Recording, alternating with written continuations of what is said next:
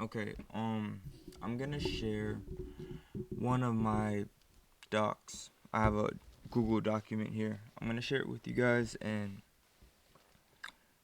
I just want it to resonate. Take a second to absorb it, to see from the standpoint that I wrote this in, or it could be written in. Leave it for your own interpretation. But here we go. Abuse. What defines being abused or inflicting abuse? Is it bias? Would it matter if it was gentrified? Is it a part of cultural behavior? Can misinterpretation be considered abuse? It seems there are many possibilities to become abused unawareingly. It's quite a tragedy that one could be behaving through subliminal trauma unknowingly. They may even claim to be of indisputable health. Would said individual want to seek out possible ailments even if it would mean retracting said statement? Would it Would the circumstances change if said individual was amongst the crowd? An assembly of peers across a multimedia platform trafficked by millions of people? Why? Would it change if they were completely alone? I believe abuse is what's left. The words that never made it past your lips. The abrupt stop of honesty, to be interrupted and devalued in the conversation, to not even take the time to marinate what's being said before responding, to place yourself into a position of self-defense during sensitive topics when someone that believes you've trusted completely, and them likewise.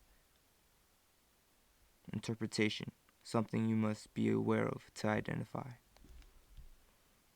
That's the first part. I'm working on reading everything out and speaking it eloquently. That's what I'm trying to do. It's been hard, but I also got a few more sections to get into.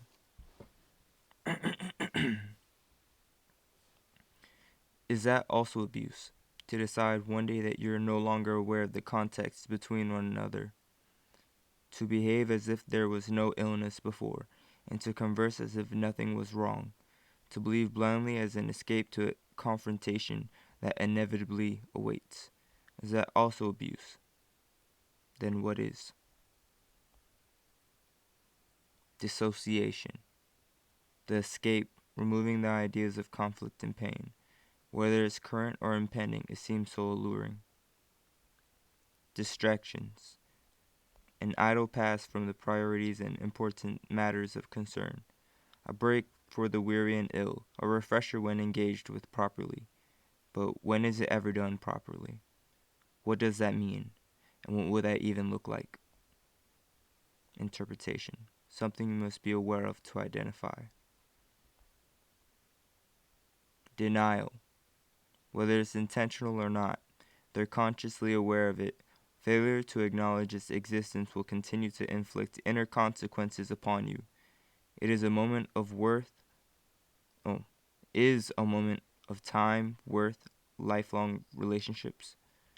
Is it worth it knowing that life would become easier or more manageable once communicated, but your rejection to the opportunity was for a finite activity for your attention? Would it matter if that would be your last chance to initiate that conversation? Or would you believe there always would be an opportunity if said individual was present? And if you're wrong, then what? Would you change your would your appreciation change? How long will you have waited? Honestly. Could you even? How long will you silence yourself? Love. Is it conditional? When does it become unbearable? Is it given, expressed, appreciated, shown, shared? How? Why is it so hard to gain? And who set the limit? Interpretation. Something you must be aware of to identify. What happens when love is mistaken? How does it become a mistake? Who motivated these intentions? Where does it begin? Will it ever come to an end? Where did it go? Where does it go? What happens if your teacher loses theirs? Are they reliable? Now, this is a quote from me.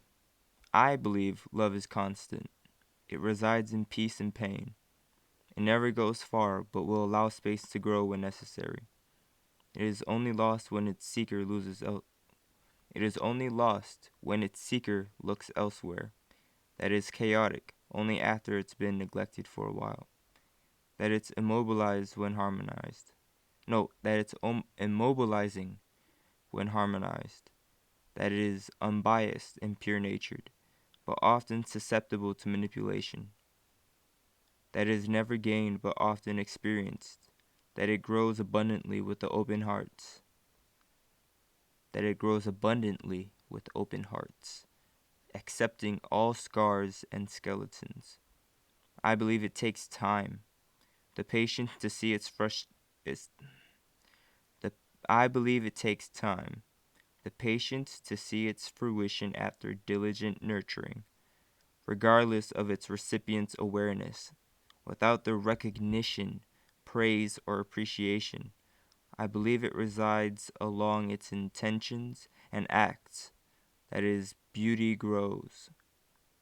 That its beauty grows as it's becoming gradually noticed, that it's worth every second. Belief. How does it differentiate from faith? What is the point? Is knowing the answer going to boost your faith? Does it require further validation or proof? How long does it need to be before it becomes believable? Why? What does it mean to be fear-based? Are they victims? If so, then to what? Why? What motivates these claims to overrule your own thoughts? What makes you a believer? Is it toxifying? How could it be abusive? Why is it practiced? Is it better to feign ignorance? What do you gain from those behaviors? Are they illusions? Then what is true? How does one find truth? Interpretation. Something you must be aware of to identify.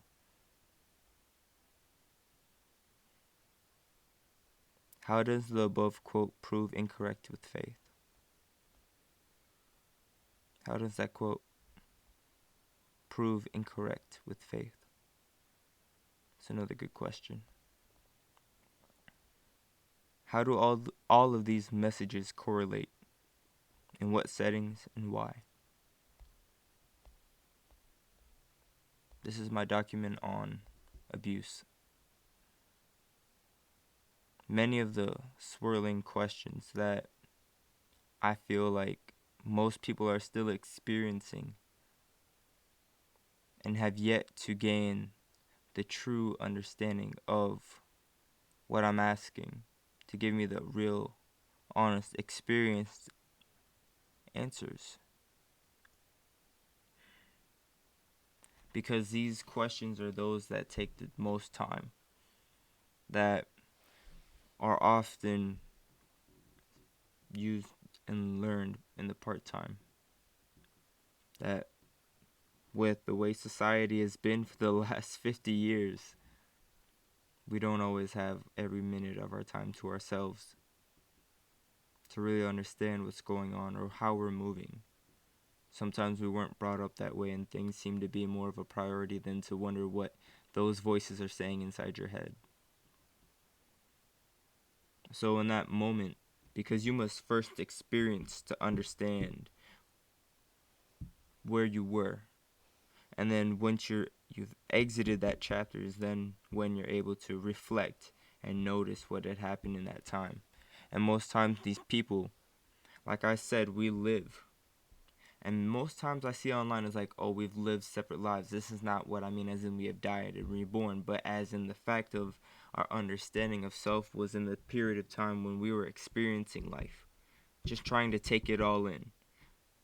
But we never had that stop to figure out, oh, what had happened in there so that we can reflect, to understand really and take that moment to absorb, to marinate in what had been experienced in that time and what had been gained. And then you're able to make those logical moves or those more wise decisions, per se. I call that second life. And then your correlation and motivation towards other things is how you're going to bring newer versions of yourself into fruition. That's just my theory. That you must go through it first, stop and reflect, and then continue forward as if you now know what those mistakes were. Like the first time you rode a bike, you go on there riding, just trying to see if you can even stay on there and balance. You fall, you get hurt, you scrape your knee. You figure out why that happened. And now you're like, okay, now I'm going to be prepared because I know that if I go this way, I'm going to fall. So I'm going to keep pushing this way. And now look at me. I'm riding along. And now you're aware of what mistakes you could make on that bike, or what you need to be around in order for you to keep going and having a good time. You're now aware. See, the problem is the lack of awareness. But how do you teach that? How do you teach that?